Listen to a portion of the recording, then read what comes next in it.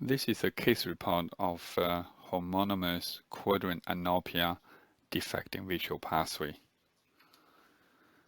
Homonymous hemianopia is usually secondary to a stroke, high trauma, or tumors.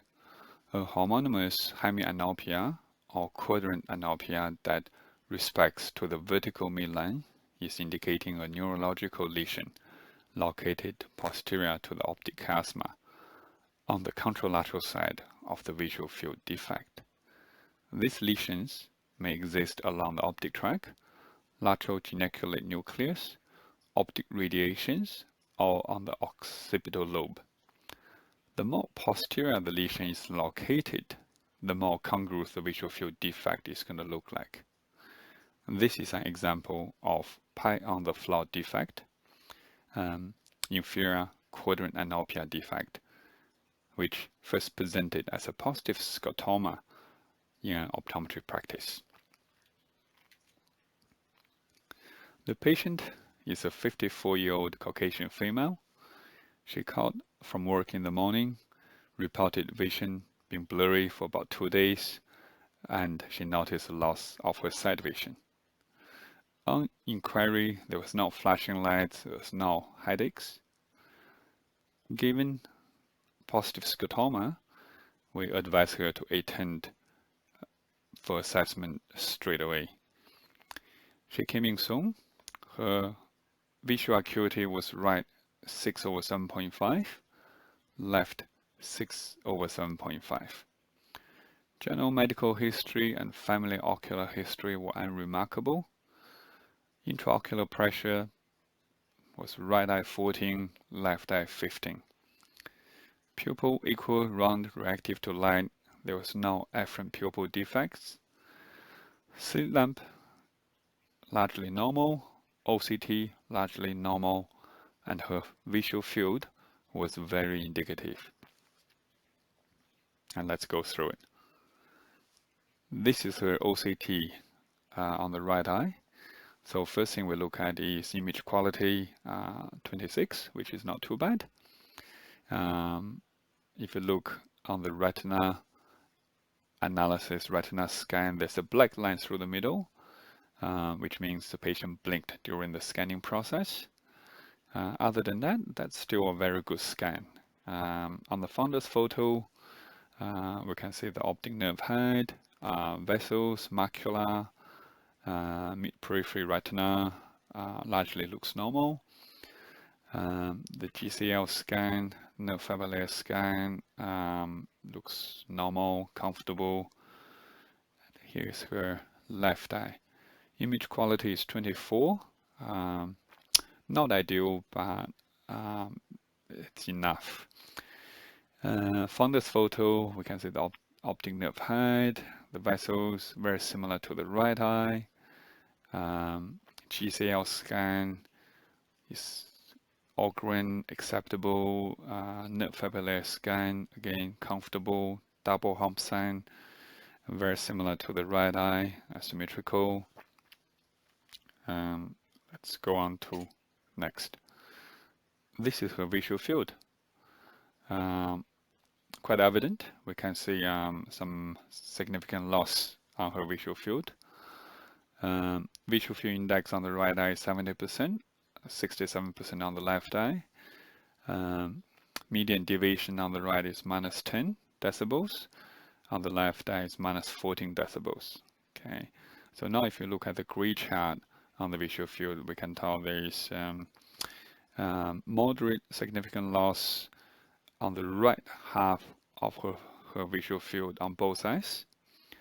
More specifically, if you look at the visual field numbers, we can see some absolute loss that's represented as 0 on this map. So the significant loss on both sides are on the inferior quadrant on the right. So there's some absolute loss, there's some more moderate loss extension to the superior quadrant. But the inferior quadrant on the right eye is very symmetrical between the two eyes.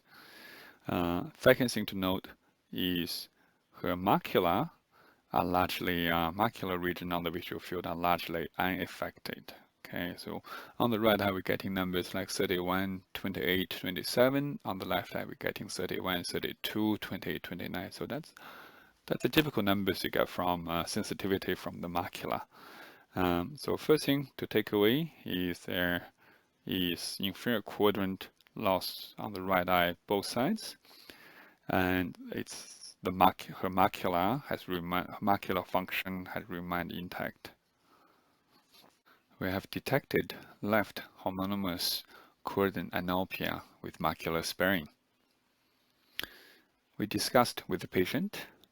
She denied any recent head trauma, headaches, or cardiovascular risk factors, such as hypertension or high cholesterol. Interestingly, this patient has a sound understanding of field defects and visual pathway. Her husband has pituitary gland adenoma with typical bitemporal field loss. So over the last 12 months, she has been attending with him to his ophthalmology assessments. So we explained to her that there are risks of stroke or space-occupying lesion. We gave her 2 referrals requesting MRI and further assessments. The first one is to her local ophthalmologist, urgent referral, and second one is to her GP. At this stage, I wasn't quite sure if she was going to see the ophthalmologist quickly enough for MRI. But in fact, Opthal gave her a very next day appointments. But by that stage, the patient already seen the GP. GP referred the patient to Anya Hospital, and subsequently MRI was performed at the hospital, revealed that she had a stroke, and referred her to the cardiovascular clinic for investigations on clots and other vascular risk factors. So the next involvement from us is to monitor her visual field over the next 3 to 6 months. Discussion. Homonymous visual field defects, meaning there are losses on the same side of the visual field in both eyes. This localizes the lesion to the post-chiasma visual pathway in the brain, not on the eye or optic nerve. Since this is the right side visual field defect, then the lesion is on the left side of the brain. We also know the more posterior the lesion is in the retrogeniculate visual pathway, the more congruous the visual field defect is going to be. The common cause for homonymous hemianopia or quadrantanopia are stroke, trauma, tumor, neurological procedures. And in this case, there's no reported trauma or neurological procedures, which makes us more focused on either stroke or a tumor. This particular patient has a right inferior quadrantanopia, reasonably congruous, suggesting the lesion is posteriorly to the retrogeniculate pathway. It's macular sparing, which gives us a good indication that may be more vascular, like a stroke. Okay, there's a reason we go through once we explore the visual pathway. It's still important to it's always important to refer the patient for MRI to determine the nature of the lesion. In this case, the most likely cause was a stroke, but the patient may also have a tumor or vascular malformation like aneurysm or some other lesion in the retrochiasmal visual pathway. Okay, you got to know your visual pathway. Let's go through that a bit. Okay, so on the left field is we see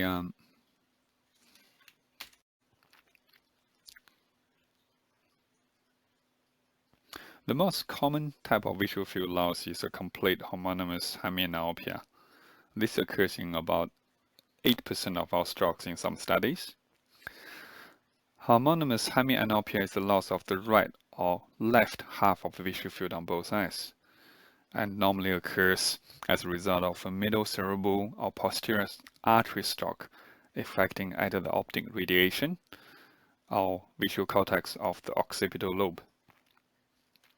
The tip of the occipital lobe receives the dual blood supply from both the posterior cerebral artery and the middle cerebral artery. This is very important, and this is why the macular portion of the visual field may not be affected and give us typical macular sparing visual field.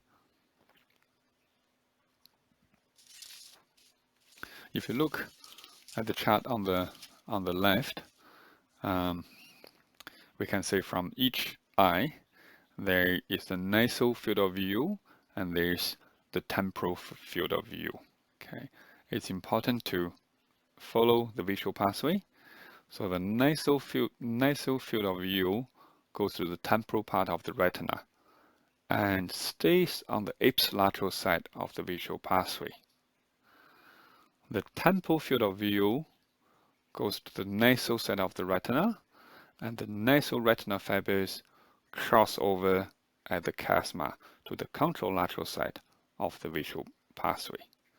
Okay, if we look at the lesions at the early stage of the visual pathway, if there are lesions happening at the optic nerve, so at point A, there could be, for example, papillary edema, central retinal artery occlusion, optic neuritis, example. So if something happens at the optic nerve, they will cause visual field defects on one eye. Okay, so there'll be ipsilateral monocular blindness in one eye, or ipsilateral visual field defects. The other eye would have normal visual field. If the lesion happens at the chiasma, which is point B, you typically would end up with a bitemporal hemianopia. Okay, there's two common causes for bitemporal hemianopia.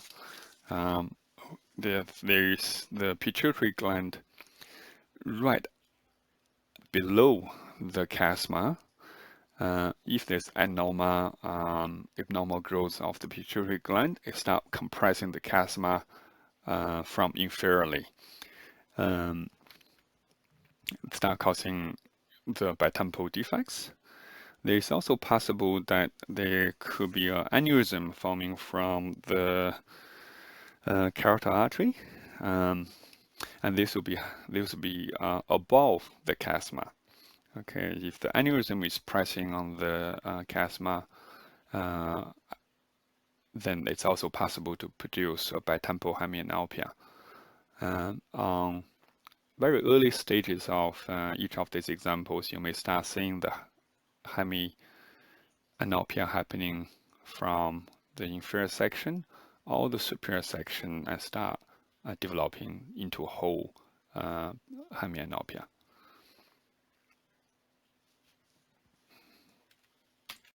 The most common type of visual field loss is a complete homonymous hemianopia.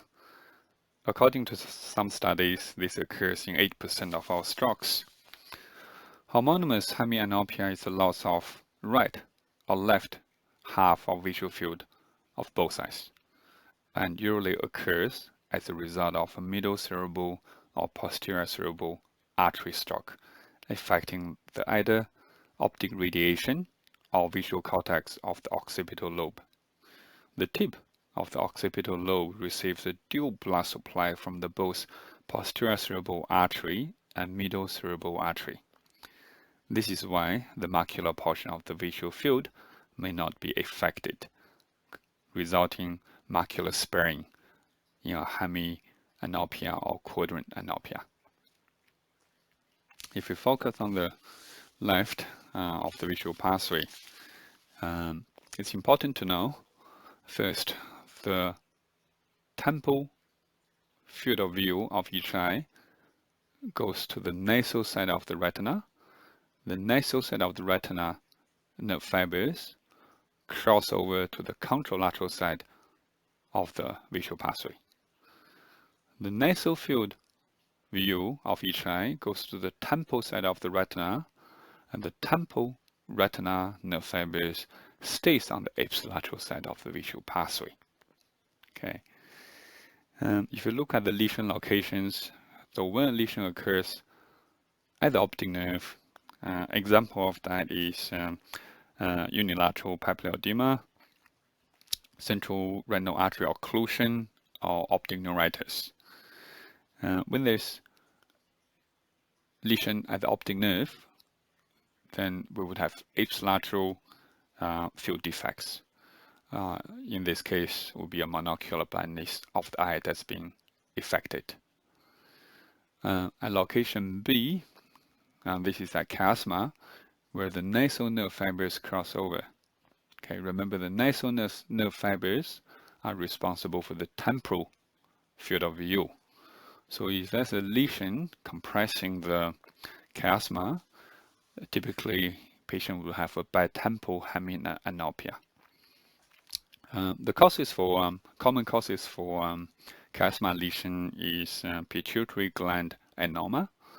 So pituitary gland is sitting right below the chiasma. If there is abnormal growth, then the lesion will start pressing the nerve fibers from underneath. Another example of lesion causing bitemporal field defects is aneurysm from the carotid artery. So this aneurysm from the carotid artery may be located above chiasma and pressing downwards. Okay, and it also eventually produces a bitemporal hemianopia. But when the aneurysm is small, you may start seeing the hemianopia originating from the inferior section and slowly progress and become a complete hemianopia. After the nerve fibers cross at chiasma, it becomes the optic tract. Okay, so at point C. So if there's a lesion at the optic tract, then we would have a contralateral homonymous hemianopia. Okay, so this is the optic nerve fibers before they reach the lateral geniculate body. So if we have a lesion here, we will lose the ipsilateral nerve fiber, so the nasal field of view of the lesion side, and the contralateral side, temporal field of view on the contralateral side. Further down, if the lesion at D, okay, so this is a post geniculate body. There are fibers connecting geniculate body to the occipital lobe. There are two bundles of this fiber. Okay, so there's one bundle that's more temporal, which is we call a Mayer's loop. The lesion there is more. If the lesion causing the defect on the Mayer's loop, they will cause superior field defects. Nerve fibers travel from optic tract, reaches lateral geniculate body. From here, the fibers traveling into two groups to reach occipital lobe. The first group, first bundle, is the inferior nerve fibers traveling through the temporal lobe. A lesion here will cause superior quadrantanopia. We call it pie in the sky. The second bundle travels through parietal lobe, and this is the superior nerve fiber bundles, and the defect here will produce an inferior quadrantanopia. We call it pie on the floor. such as in this case in our patient. And interesting to note is a parietal lobe lesion that affecting the inferior part of the visual field can often produce an impairment of the smooth pursuit towards the side of the lesion. And this is because the descending smooth pursuit fibers are very closely located to the superior bundle of the non-Mears lobe, as they both traveling through parietal occipital temple junction. Macular sparing. Now this is very important. Macular sparing is the result of the dual blood supply at the occipital lobe from both posterior cerebral artery and the middle cerebral artery. If there's occlusion to the one vessel, macula still gets its blood supply from the other vessel. A complete homonymous hemianopia is not localizing, as the lesion can be anywhere in the retrochiasma pathway.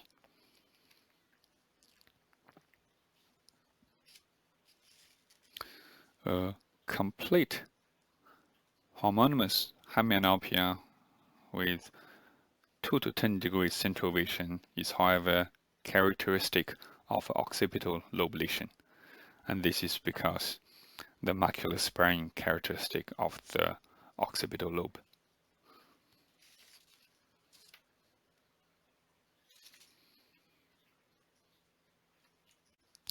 Take-home message is that you should investigate any recent field defects.